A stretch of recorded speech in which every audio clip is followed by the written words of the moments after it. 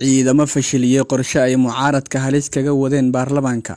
Amniga baarlamaanka oo caawa la adkeeyay. Ciidamo cusub aadna u hubeysan oo la wareegay xarunta baarlamaanka sheerdhaha oo faafiya. Mucaaradka oo loo diiday in ay fowdo ka bilaabaan Villa Hargeysa. Warbixinta caawa ee Qaran News waxaan ku eegaynaa ciidamo gaar ah oo galabta la geeyay xarunta shirarka baarlamaanka Soomaaliya. Madaxtooyada oo ogaatay qorshe halis ah oo mucaaradka ay wateen. Xildhibaanada mucaaradka oo loo diiday inay fowdo ka bilaabaan Villa Hargeysa oo ah xarunta baarlamaanka Soomaaliya.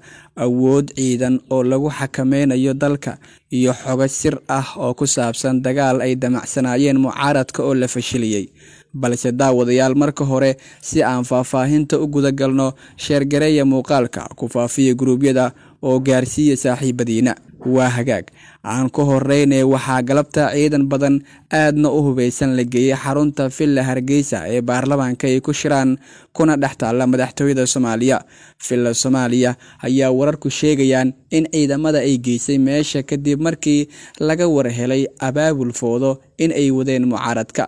Ciidamada qaranka ayaa ka biyadiiday qorshaha mucaaradka ay ka wadeen xarunta baarlamaanka Soomaaliya. Xildhibaano tiro yar oo ah mucaarad ayaa qorshahan soo maleegay, balse ciidamada ayaa fashiliyeen arrintii ay damacsanayeen mucaaradka.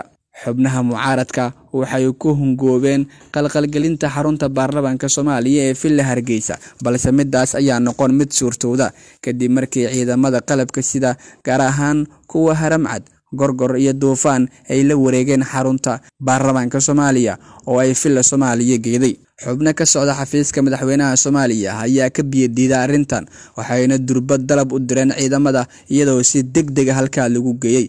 Xiisadan ayaa imaatay kadib markii xildhibaano tiro yar oo mucaarad ah ay bilaabeen in ay qalqalgeliyaan amniga baarlamaanka Soomaaliya, balse midan ayaa noqon mid suurto gasha iyadoo qorshahan ay damacsanayeen mucaaradka ay ka hortageen ciidamada qaranka oo ka biyadiiday qorshaha mucaaradka ay wadeen.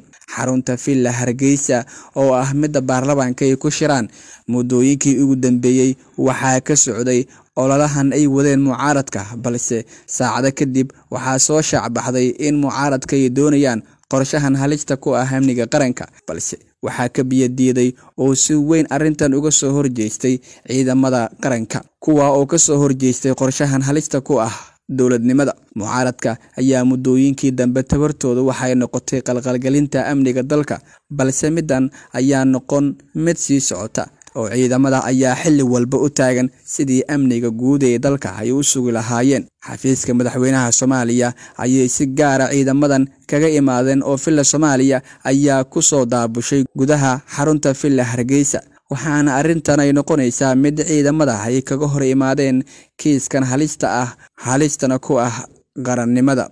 Waxaana inta badan mucaaradka maalmihii ugu dambeeyay ay wadeen qorshayaal badan, waana mid ka mid ah qorshayaasha mucaaradka oo ay fashiliyeen ciidamada. Waxaana lagu wadaa in maalmaha soo aadanba sidaan oo kale fashilka mucaaradka loo sii wado oo ciidamada ay diyaar u yihiin in ay fashiliyaan qorshe walba oo mucaaradka ay soo maleegaan.